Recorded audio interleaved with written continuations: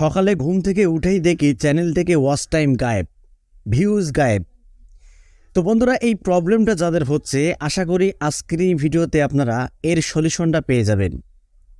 যতই দিন যায় ততই যেন চ্যানেল থেকে ওয়াচ টাইম, ভিউ কমতেই থাকে।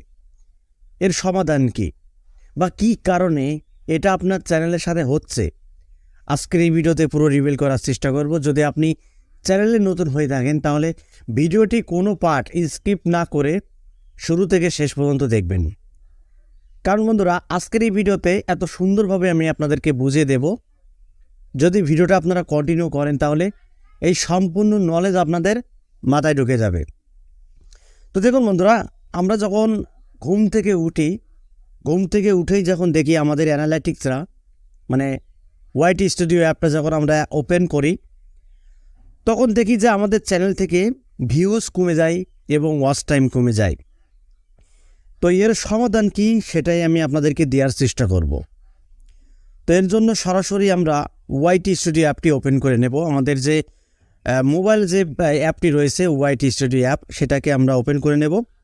ওপেন করার পরে সরাসরি আমরা কন্টেন্টের উপরে প্রেস করলেই এখান থেকে আমরা ওয়াচ টাইম দেখতে পাবো। বন্ধুরা, এই ওয়াচ টাইমের যে গ্রাফ, এই গ্রাফের ওপরে আমাদের ক্লিক করতে হবে।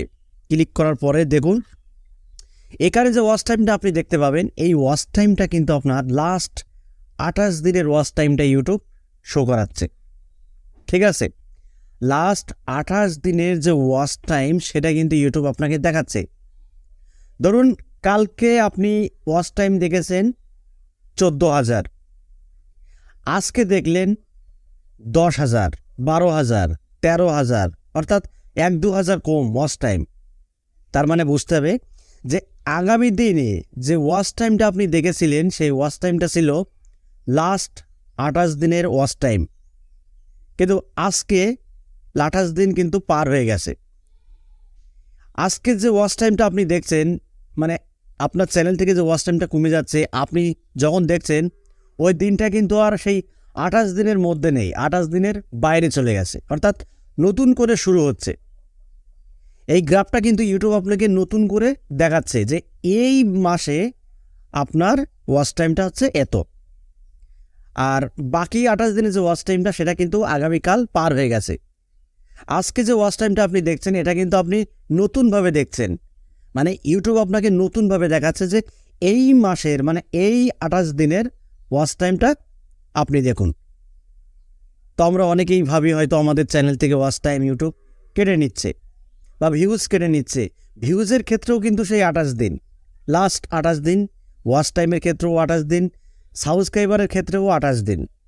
ঠিক আছে, তো আমরা কি করব, দেখুন ওপরে লাস্ট 28 দিন এখানে আমরা ক্লিক করব। ক্লিক করার পরে দেখুন এখান থেকে যদি আমরা 365 দিন এখানে ক্লিক করি তাহলে কিন্তু আমরা পুরো ওয়াচ টাইমটা এখানে দেখতে পাবো।